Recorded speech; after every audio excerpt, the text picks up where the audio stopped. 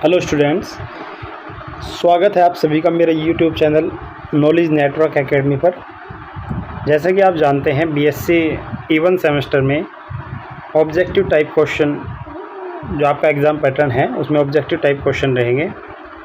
तो उसी को देखते हुए बीएससी 6 सेमेस्टर के लिए मैंने ये ऑब्जेक्टिव टाइप क्वेश्चन की सीरीज़ शुरू की है, जिससे आपको काफ़ी हेल्प मिलेगी। तो ये जो यूनिट फर्स्ट है आपकी एल्डिहाइड एंड कीटोन्स, उसको लेकर के पहले उसके ऑब्जेक्टिव क्वेश्चन हम दे रहे हैं पहले। तो ज़रा स्टार्ट कर लेते हैं ज़्यादा टाइम वेस्ट ना करके। तो देखिए क्वेश्चन नंबर फर्स्ट में 1 मिनट। तो क्वेश्चन नंबर फर्स्ट में क्या दिया हुआ है, which of the following reacts with water to form very stable product. पूछ रहा है आपसे कि इनमें कौन ऐसा है जो वाटर के साथ फास्ट रिएक्शन करेगा।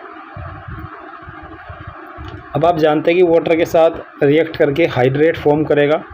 अब वो कौन ऐसा है जो बहुत फास्ट रिएक्ट करेगा वाटर के साथ। तो अब देखिए इसका जो आंसर हो जाएगा, इसका आंसर हो जाएगा आपका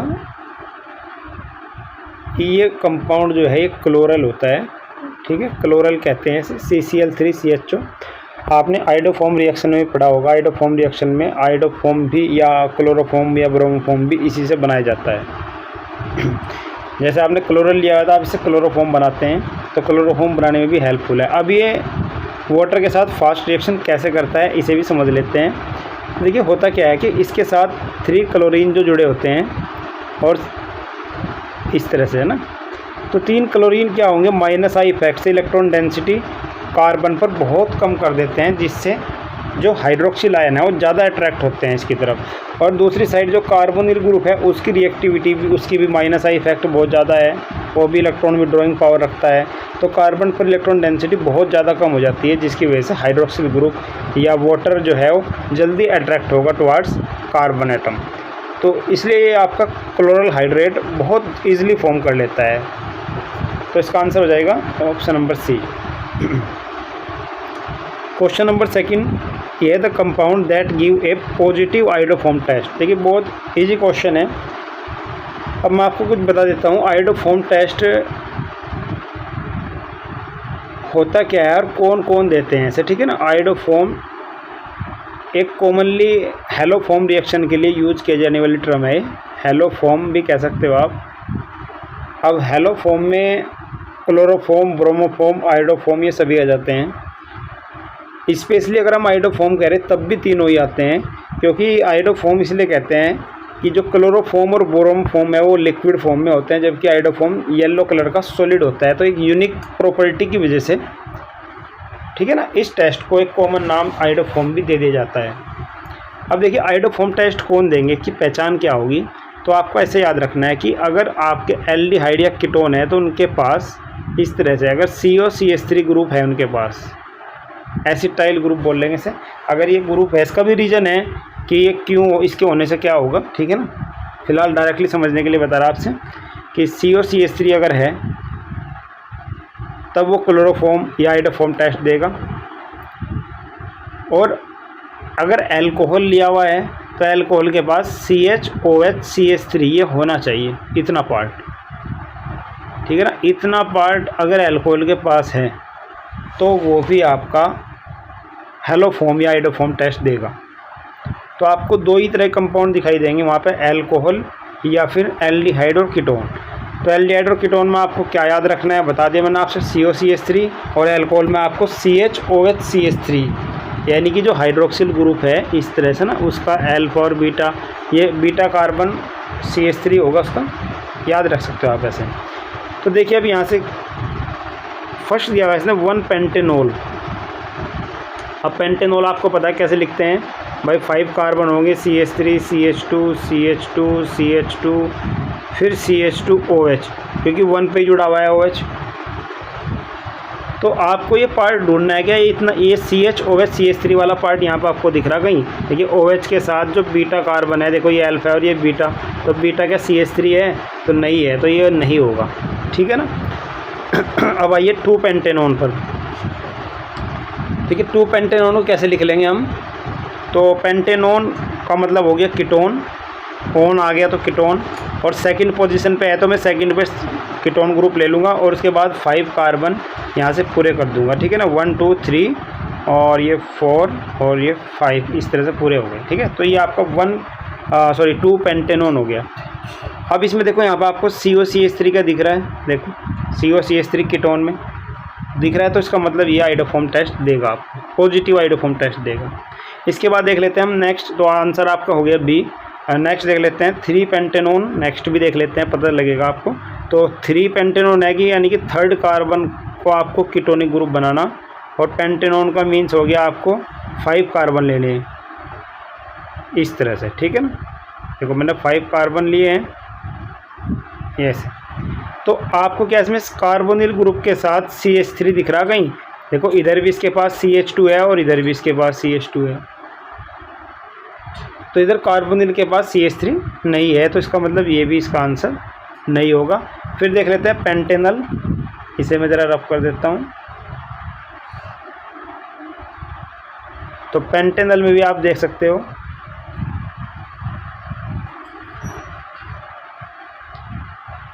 हाँ तो पेंटेनल भी देख सकते हो, पेंटेनल। तो इसमें 5 कार्बन लीजिए और लास्ट कार्बन को आप अल है मतलब एल्डिहाइड ग्रुप में कन्वर्ट कर दीजिए इस तरह से। तो ये आपका CHO हो गया। तो इसमें भी कार्बोनिल ग्रुप है, CO के साथ CH3 क्या है, क्या नहीं है, तो इसका मतलब ये भी इसका आंसर नहीं होगा। तो आंसर ऑप्शन नंबर बी है। तो आप चेक कर सकते हो, ठीक है ना। आपको क्लियर हो जानी चाहिए स्ट्रक्चर कि कैसे हम हेलो होम या आइडोफॉर्म टेस्ट को देख रहे। बाकी आप वीडियो पॉज करके भी चेक कर सकते हो, ठीक है ना। मैं यहाँ से रब कर दे रहा हूँ। चलिए नेक्स्ट क्वेश्चन देख लीजिए, question number 3। Which of the following does not undergo aldol condensation? इनमें से कौन सा एल्डोल कंडेंसेशन में नहीं जाएगा? इससे पूछा नहीं जाएगा। अब कौन जाता है भाई एल्डोल कंडेंसेशन में? आपको पहले पता होना चाहिए। एल्डोल कंडेंसेशन में जो प्रोडक्ट बनता है उसमें एल्डिहाइड और एल्कोहल दोनों ग्रुप होते हैं, इसलिए उसे एल्डिहाइड से एल्ड और एल्कोहल से ओल, एल्डोल इसलिए कहते हैं उसे, ठीक है ना। चलिए ये ठीक है। अब कौन जाता है? तो सबसे बड़ी चीज़ इसमें एल्डिहाइड या कीटोन आप कुछ भी ले सकते हो, लेकिन जो भी आप एल्डिहाइड या कीटोन लोगे उनमें अल्फ़ा हाइड्रोजन होने चाहिए। अभी अल्फ़ा हाइड्रोजन क्या है? अब देखिए जो एल्डिहाइड कीटोन है वो कार्बोनिल कंपाउंड है, तो कार्बोनिल ग्रुप तो होगा इनमें। तो कार्बोनिल ग्रुप से जो कार्बन जुड़ा होता है वो अल्फ़ा कार्बन होता है। ये क्या होता है? Alpha carbon. और इससे जो हाइड्रोजन जुड़े होंगे ये अल्फ़ा हाइड्रोजन होंगे। अगर अल्फ़ा कार्बन से हाइड्रोजन जुड़े हुए हैं तो अल्फ़ा हाइड्रोजन है। तो एल्डोल में अल्फ़ा हाइड्रोजन एल्डिहाइड और कीटोन के पास होने चाहिए। आपको ये भी पता होना चाहिए कि एल्डोल रिएक्शन में आप एल्डिहाइड या कीटोन जो भी लोगे वो सेम लोगे, क्योंकि 2 मोल आप यूज़ करते हो। तो अगर आप एल्डिहाइड ले रहे हो तो दोनों मोल एल्डिहाइड के लोगे और वो एक जैसे ही स्ट्रक्चर लोगे आप। जैसे आप एसिटाल्डिहाइड लोगे तो आप एसिटाल्डिहाइड ही लोगे दोनों। क्लियर है ना। जबकि क्रॉस एल्डोल में हम डिफरेंट लेते हैं, ठीक है ना, दोनों मोल डिफरेंट ले लेते हैं, तो वो अलग चीज़ है। तो ये आपको एल्डोल के बारे में पूछ रहा। तो आपको देखना क्या है कि जिसके पास अल्फ़ा हाइड्रोजन ना हो वो एल्डोल कंडेंसेशन में नहीं जाएगा। तो ज़रा फर्स्ट वाली स्ट्रक्चर को देख लो। फर्स्ट वाले को आप ऐसे लिख सकते हो, HCHO है, फॉर्मल्डिहाइड है। तो इसमें कार्बोनिल के साथ क्या अल्फ़ा कार्बन है? तो इसके साथ तो अल्फ़ा कार्बन ही नहीं है। अल्फ़ा कार्बन ही नहीं है तो अल्फ़ा हाइड्रोजन भी नहीं होगा, तो इसलिए एल्डोल कंडेंसेशन में नहीं जाएगा। तो आंसर हो गया आपका ए। बाकी आप देख सकते हो, देखो ये कार्बोनिल ग्रुप के साथ ये अल्फ़ा कार्बन है, अल्फ़ा हाइड्रोजन भी यहाँ पे है। ये कार्बोनिल ग्रुप के साथ दोनों साइड अल्फ़ा कार्बन है तो अल्फ़ा हाइड्रोजन भी है। इधर आप देख सकते हो ये कार्बोनिल ग्रुप के साथ अल्फ़ा कार्बन है तो अल्फ़ा हाइड्रोजन भी है। तो बाकी सब में अल्फ़ा हाइड्रोजन है, तो सभी एल्डोल कंडेंसेशन में जाएंगे। ऑप्शन नंबर ए फॉर्मल्डिहाइड नहीं जाएगा एल्डोल कंडेंसेशन में। चलिए नेक्स्ट आता है कैनिजारो रिएक्शन। अब देखिए जो कैनिजारो रिएक्शन है, हाँ तो कैनिजारो रिएक्शन क्या होती है? देखो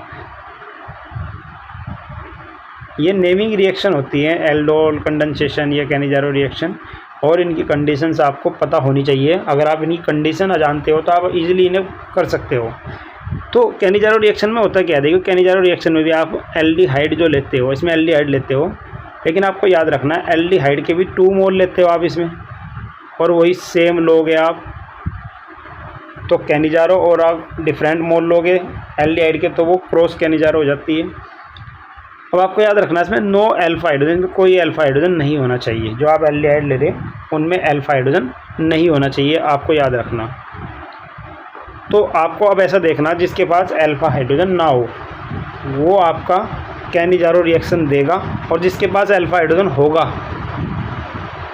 वो कैनिजारो रिएक्शन नहीं देगा। ठीक है ना।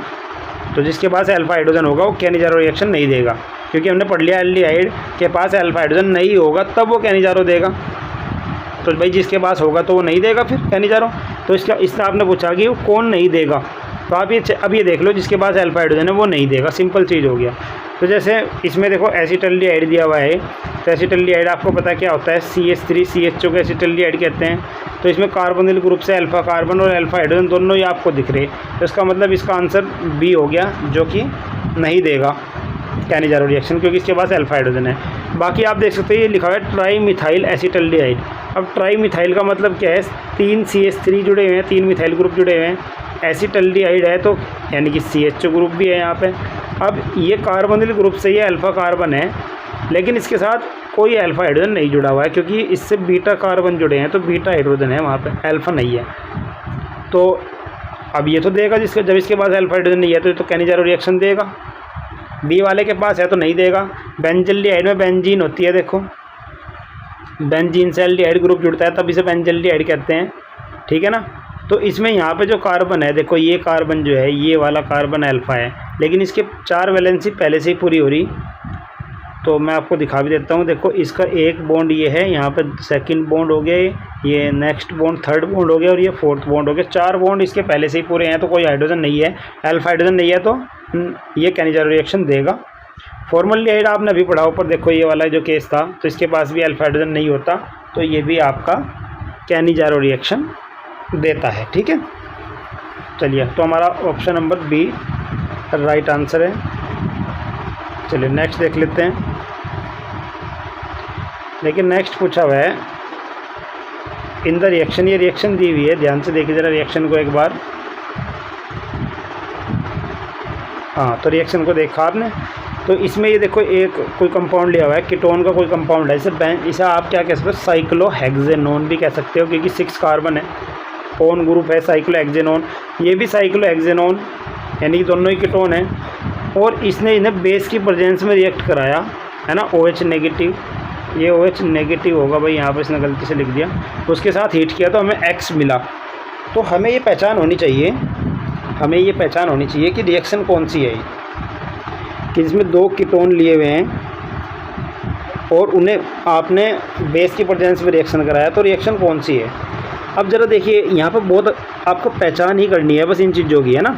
अगर आप पहचान कर पाएंगे कौन सी रिएक्शन है तो ठीक है, नहीं तो आपका क्वेश्चन गया, आपके हाथ से निकल गया, फिर आप कुछ नहीं कर पाएंगे इसमें। ठीक है ना। ज़रा ध्यान दो, ध्यान क्या देना है, अभी आपको देखना कि इसमें कार्बोनिल ग्रुप है, और कार्बोनिल ग्रुप है, ये तो कार्बन होगा, कार्बोनिल का, और इससे नेक्स्ट कार्बन ये अल्फा कार्बन है, ये भी इधर अल्फा कार्बन है, और आप देखेंगे इस पर हाइड्रोजन भी है यहाँ पे 2, तो इसके पास अल्फा हाइड्रोजन भी है। ऐसी कंडीशन कि जहाँ पे एल्डिहाइड या कीटोन के पास अल्फा हाइड्रोजन भी हो, ठीक है। तो कौन सी रिएक्शन होती है, अभी मैंने आपको ऊपर बताया कौन सी रिएक्शन होती है, एल्डोल कंडेंसेशन। और दोनों अगर एक जैसे हो तो वो एल्डोल है, अगर वो डिफरेंट हो तो क्रॉस एल्डोल है। तो यहाँ पे दोनों एक जैसे हैं तो एल्डोल है। अब मैंने इसका बताया, इसका प्रोडक्ट जो बनता है ना वो एल्डोल बनता है, जो प्रोडक्ट बनता है वो एल्डोल बनता है। लेकिन अगर आप उसे हीट कर दो तब वहाँ से डिहाइड्रेशन हो जाता है वाटर का, और आपका जो प्रोडक्ट बनता है वो अल्फा बीटा अनसैचुरेटेड कीटोन या एल्डिहाइड जो भी वहाँ पर लिया होगा वो बनेगा। चलिए, तो आंसर तो आपको, अगर आपने जिसने रिएक्शन पढ़ी हुई है तो आंसर तुरंत पता चल गया होगा मेरे बताने से, लेकिन मैं आपको चलो बता भी देता हूँ कैसे। देखो भाई इसमें कैसे हुआ होगा, इसमें एक का तो अल्फा हाइड्रोजन निकलेगा। सबसे पहले बेस क्या करेगा, जैसे मान लो ये वाला ले लो आप, है ना, इसका अल्फा हाइड्रोजन बेस यहाँ से निकाल लेगा, इसके इलेक्ट्रॉन इस कार्बन पर ट्रांसफ़र हो जाएंगे ऐसे। तो जैसे ये कार्बन नेगेटिव होगा, देखो अभी आगे मैं से रब कर दे रहा फिलहाल के लिए, अभी जैसे कार्बन नेगेटिव हो जाएगा, यहाँ से हाइड्रोजन निकल गया, तो ये कहाँ अटैक करेगा, इस कार्बन पर अटैक करेगा, दूसरे कार्बोनिल ग्रुप पर। तो उसके इलेक्ट्रॉन यहाँ ट्रांसफ़र हो जाएंगे O नेगेटिव। अभी आपको याद है कि OH नेगेटिव ने H पॉजिटिव को लिया है, तो ये तो कैटलिस्ट है, और कैटलिस्ट जैसे हम यूज़ करेंगे ऐसे ही वो निकल भी जाएगा। मतलब अभी फ़िलहाल आपका जो फर्स्ट वाला कंपाउंड है, देखो ज़रा कैसे होगा ये इस तरह से है, ये कुछ इस तरह से है। और यहाँ पे जो O है ना, देखो यहाँ पे क्या जुड़ा है, यहाँ पे एक दूसरी रिंग जुड़ गई है। चलो मैं ये भी जोड़ देता हूँ यहाँ से, जिस तरह से प्रोडक्ट में आपके लिखी हुई है इसी तरह से दिखा देते हैं ताकि आपको आसानी हो समझने में, ठीक है ना। चलिए देखो, इसने बॉन्ड बनाया, और किसने बनाया, इस कार्बन ने बनाया बॉन्ड, ठीक है ना। देखो इस कार्बन ने, तो ये फ़िलहाल आपने बना लिया ऐसे। अब ज़रा देखो, इससे नेक्स्ट कार्बन पर डबल बॉन्ड O है ये, ठीक है ना। देखिए ज़रा ऐसे ही है क्या, मैंने ऐसे जोड़ दिया ऐसे, इससे तो बॉन्ड बना लिया। और यहाँ पे ना O नेगेटिव हो गया, देखो ये O नेगेटिव, ठीक है ना, कंप्लीट हो गया अभी तक। अब इसके बाद जो बेस प्रोटॉन लेके गया था वो प्रोटॉन वापस कर देगा, तो प्रोटॉन हम यहीं पे जोड़ देंगे O नेगेटिव के साथ। तो O नेगेटिव के साथ आप यहाँ पे H जोड़ दो तो ये होगा OH। फिलहाल ये कंडीशन आ गई, तो आपको प्रोडक्ट मिल गया, आपको एल्डोल, है ना। अब इसमें क्या होता है कि आपने हीट भी किया हुआ है, तो हीट करोगे तो देखिए हमेशा जो वो ये OH ग्रुप होता है, एल्कोहलिक ग्रुप होता है, जब इसे हीट करते हैं तो इसका एलिमिनेशन हो जाता है, बाहर निकल जाता है आसानी से। और एलिमिनेशन कौन सा होता है हमेशा, बीटा एलिमिनेशन। और बीटा एलिमिनेशन में बीटा कार्बन का हाइड्रोजन की हेल्प से OH निकलता है। अब देखिए कैसे, देखिए ये जिससे जुड़ा हुआ है तो अल्फ़ा कार्बन हो गया इसका। अब ये नेक्स्ट वाला जो हो गया बीटा हो गया। अब इस अल्फ़ा से जुड़ा हुआ ये भी बीटा हो गया, ये भी अल्फ़ा से जुड़ा हुआ है ये भी बीटा हो गया। अब मैं कौन से बीटा से निकालूँ, देखो यहाँ पे भी हाइड्रोजन है, यहाँ पे 2 हाइड्रोजन है, यहाँ पे भी 2 हाइड्रोजन है, और यहाँ पे आपको देखो 3 वैलेंसी तो पहले से पूरी हो रही, तो 1 ही हाइड्रोजन है। तो यहाँ पे बीटा एलिमिनेशन में अगर अलग कई तरह के बीटा कार्बन हो जाते हैं, उनके पास बीटा हाइड्रोजन है, अलग अलग कार्बन है बीटा कार्बन, तो आप एक रूल लगाते हो, अगर आपने पढ़ा हुआ होगा, जिसे कहते हैं सेट-जेप्स रूल। सेट-जेप रूल क्या कहता है, सेट-जेप रूल ये कहता है कि आप उस बीटा कार्बन के हाइड्रोजन को एलिमिनेट करोगे जहाँ से आपको ज़्यादा सब्स्टिट्यूटेड एल्कीन मिले, क्योंकि मिलेगी तो एल्कीन ही हमेशा एलिमिनेशन से।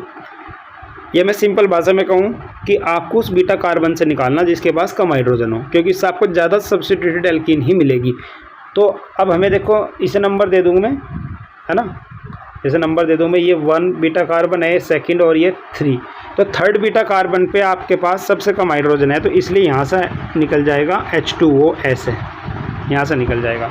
अब डबल बॉन्ड बीच वाली पोजीशन पे आया है, तो ये देखो आपको कहाँ दिख रहा है, तो ये देखो आपका डी ऑप्शन, ठीक है। तो आपका आंसर हो गया डी। क्लियर हो गया आपको, ठीक है ना। चलिए नेक्स्ट,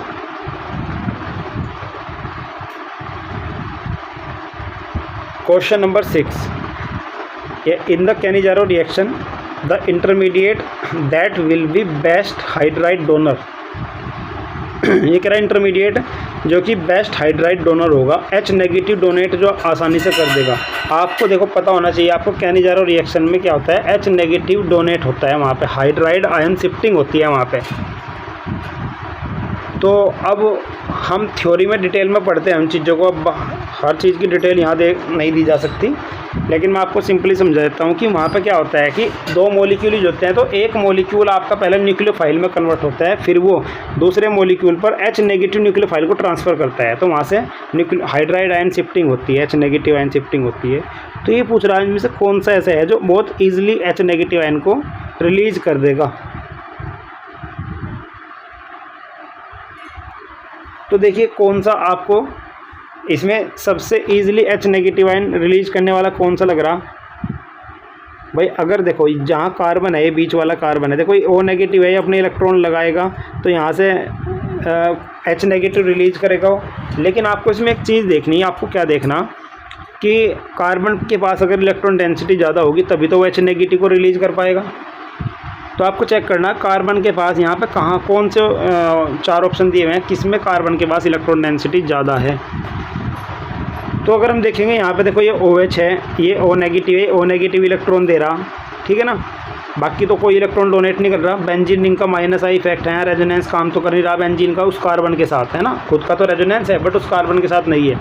यहाँ पे देखिए यहाँ पे दोनों इलेक्ट्रॉन डेंसिटी दे रहे हैं, तो इसके बाद इलेक्ट्रॉन डेंसिटी बढ़ रही है, तो ये ईजिली यहाँ से निकाल सकता है H नेगेटिव को। नेक्स्ट में देखूंगा तो मैं देखो यहाँ पे बेंजीन के साथ OCH3 क्या कर रहा, ये प्लस R इफेक्ट से बेंजीन में इलेक्ट्रॉन डेंसिटी बढ़ा रहा, तो बेंजीन रिंग का जो माइनस I इफेक्ट है वो वीक हो जाएगा, उस कार्बन से इलेक्ट्रॉन कम विड्रॉ करेगा वो। और दूसरा है कि 2 ऑक्सीजन भी वहाँ पे इलेक्ट्रॉन डेंसिटी दे रहे हैं, जिससे H नेगेटिव आसानी से निकल जाए। यहाँ पर नाइट्रो ग्रुप इलेक्ट्रॉन विड्रॉ कर रहा, रिंग से माइनस R इफेक्ट है, विड्रॉ कर रहा, तो माइनस I इफेक्ट बेंजीन का बहुत ज़्यादा बढ़ जाएगा, जिससे वो इस कार्बन से इलेक्ट्रॉन डेंसिटी बहुत ज़्यादा विड्रॉ करेगा, जिससे H नेगेटिव निकालने में से प्रॉब्लम होगी, क्योंकि H नेगेटिव भाई तभी तो निकलेगा जब उस कार्बन पे इलेक्ट्रॉन डेंसिटी ज़्यादा होगी। भाई अगर कार्बन पे इलेक्ट्रॉन डेंसिटी ज़्यादा होगी तभी तो नेगेटिव चार्ज ज़्यादा होगा, तभी तो H रिपेल करेगा उसे, तभी तो H नेगेटिव को निकाल देगा वो। ये चीज़ देखनी है आपको। तो ये ऑप्शन नंबर सी में अगर आप देखो तो यहाँ पे क्या हो रहा है, देखो बी वाले में भी इलेक्ट्रॉन डेंसिटी ज़्यादा थी कार्बन के पास, बट सी वाले में क्या हो गया कि जो प्लस R इफेक्ट है उसकी वजह से बेंजीन का माइनस I इफेक्ट कम हो गया, जबकि यहाँ पे तो माइनस I, बी वाले केस में तो माइनस I ज़्यादा ही है।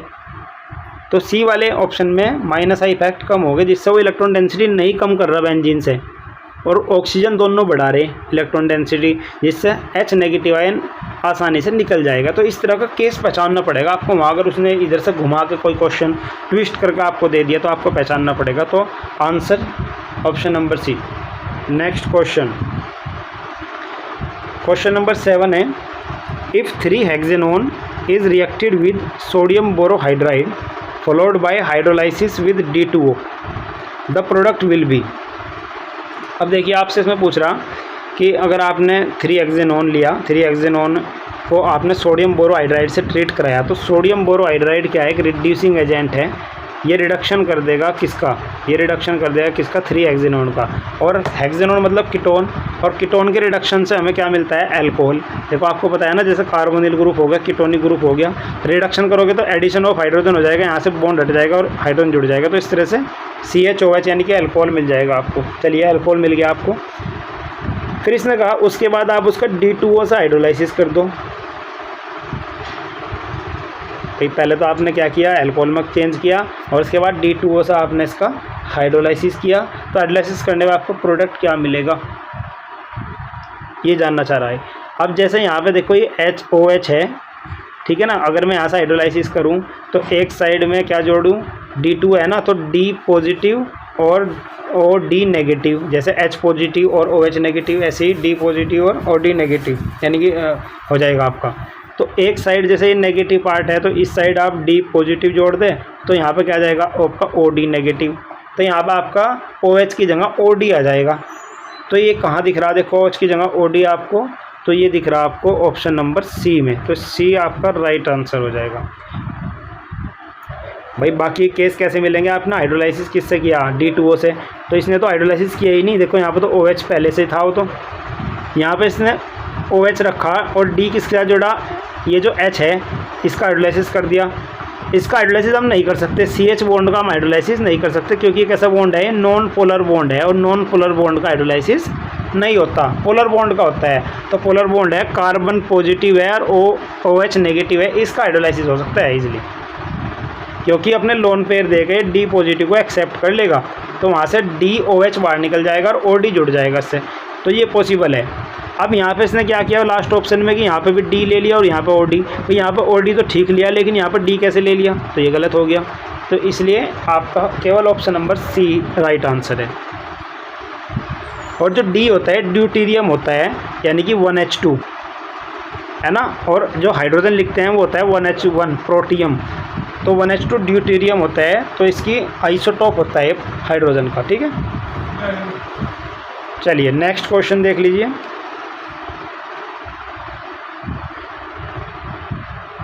उम्मीद आपको समझ आया होगा। नेक्स्ट क्वेश्चन देखिए, एसिटिलीन आपने लिया यहाँ पर आपने एसिटिलीन का हाइड्रोलाइसिस किया, 30% H2SO4 है, मतलब डाइल्यूट H2SO4 है, तो आपने हाइड्रोलाइसिस किया। और हाइड्रोलाइसिस करने पर ज़रा देखो मैं करके दिखा देता हूँ आपको।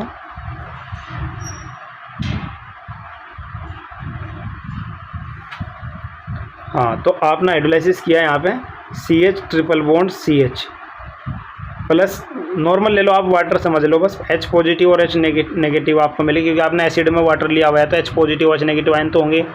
अब यहाँ पे एक साइड तो आप H जोड़ दो, क्योंकि सिमेट्रिकल है, एक साइड तो मैं ऐसे जोड़ दूंगा और एक साइड OH जोड़ दूंगा। चलिए मैंने जोड़ दिया, देखो ऐसे, तो ये होगा CH और इसके साथ जुड़ा OH, तो एक वैलेंसी गई इसकी, डबल बॉन्ड अभी भी है वहाँ, एक साइड H जुड़ा CH2 हो गया।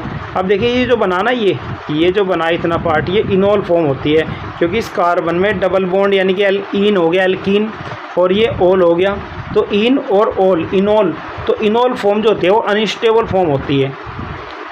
और आपने पढ़ा होगा tautomerism, keto enol tautomerism, keto enol tautomerism के थ्रू ये इनोल फॉर्म किस में चेंज हो जाएगी, कीटो फॉर्म में। कैसे चेंज होगी भाई, जो हाइड्रोजन माइग्रेट करेगा, देखो यहाँ से H पॉजिटिव और ये नेगेटिव ऐसे माइग्रेट करेगा। अब जब इसने माइग्रेट किया तो यहाँ पे क्या होगा, CH डबल बॉन्ड O बचा, सिंगल बॉन्ड CH2 के साथ H, देखो ये वाला जो H है यहाँ पहुँच गया, तो ये CH3 होगा, तो आपको मिलेगा CH3 CHO। तो जो आपका A है वो क्या है, आपका CH3 CHO है फिलहाल। फिर आपने डाइल्यूट NaOH से रिएक्शन करा दिया, ध्यान दो डाइल्यूट NaOH से, और ये आपका एल्डिहाइड है, और एल्डिहाइड ऐसा है जिसके पास अल्फा हाइड्रोजन है, और जब एल्डिहाइड के पास अल्फा हाइड्रोजन और उसकी डाइल्यूट NaOH से रिएक्शन कराते हैं तो कौन सी रिएक्शन होगी वहाँ पे, तो एल्डोल रिएक्शन होगी। और इसमें हीटिंग कहीं नहीं दी, तो आपका प्रोडक्ट एल्डोल होगा। और आपके लिए पहचानना भी आसान है, एल्डोल में मतलब एल्डिहाइड भी होना चाहिए और ओल भी होना चाहिए, और 2 मोल यूज होते हैं इसके। तो कार्बन जैसे यहाँ 2 है ना, तो प्रोडक्ट में 4 कार्बन होने चाहिए, क्योंकि 2 मोल यूज होते हैं ना कंडेंसेशन रिएक्शन में एल्डोल में, तो वहाँ पे 4 कार्बन, देखो ना यहाँ पे 4 कार्बन है, ना यहाँ पे, ना यहाँ पे, यहाँ पे है, सीधा आंसर हो गया आपका। मतलब ये तो कुछ ऑप्शन इसने बनाया नहीं, ऐसा इजी कर दिया। और एल्डोल प्रोडक्ट होगा, उसमें एल्डिहाइड ग्रुप देखो, ये दिख रहा है आपको, एल्डिहाइड का एल्ड और इसका ओल हो जाएगा, तो ये ईजिली निकल गया आपका ना। ठीक है, चलिए फिलहाल यहाँ तक कर लेते हैं, बाकी इसके बाद के जो क्वेश्चन है वो नेक्स्ट वीडियो में देख लेंगे। तो कोशिश करना समझने की, कंसेप्ट अगर आपको समझ में आया तो आप क्वेश्चंस खुद से भी कर सकते हो। चलिए, थैंक यू।